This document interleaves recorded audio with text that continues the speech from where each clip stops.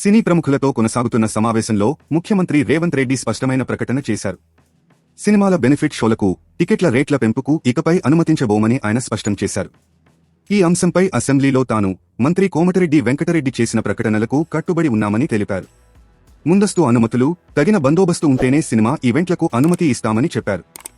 శాంతి భద్రతల విషయంలో రాజీ పడే ప్రసక్తే లేదని అన్నారు. బౌన్సర్ల విషయంలో కూడా ఇకపై కఠినంగా ఉంటానని చెప్పారు. సినీ పరిశ్రమకు తాము వ్యతిరేకం కాదని రేవంత్ స్పష్టం చేశారు. ఉద్దేశపూర్వకంగా కేసులు పెట్టలేదని చెప్పారు.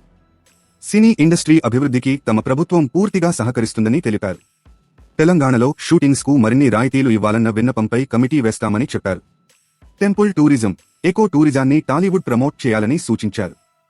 సినిమా రిలీజ్, ఈవెంట్స్ సమయంలో అభిమానుల్ని కంట్రోల్ చేసుకోవాల్సిన బాధ్యత సెలబ్రిటీలదేని చెప్పారు. తెలంగాణ రైజింగ్లో ఇండస్ట్రీ సోషల్ రెస్పాన్సిబిలిటీతో ఉండాలని అన్నారు.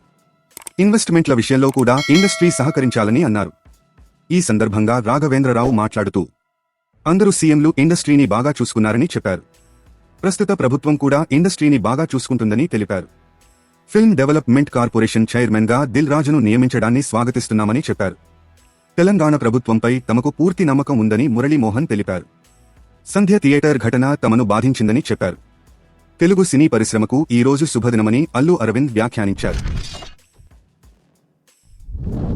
హీరో అక్కినేని నాగార్జున మాట్లాడుతూ, ప్రభుత్వం క్యాపిటల్ ఇన్సెంటివ్ ఇస్తే తెలుగు సినీ పరిశ్రమ గ్లోబల్ స్థాయికి ఎదుగుతుందని ప్రతిపాదించారు.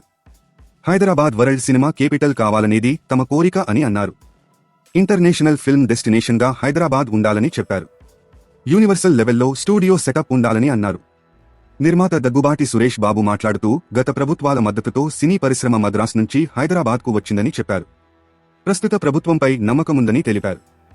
అమెజాన్, నెట్ఫ్లిక్స్ సహా అన్ని ఏజెన్సీలకు హైదరాబాద్ కేపిటల్ కావాలని తాజా సమాచారం కోసం లైక్ చేయండి, సబ్స్క్రైబ్ చేయండి, నోటిఫికేషన్ల కోసం గంట సింబల్ ఆన్ చేసి పెట్టండి.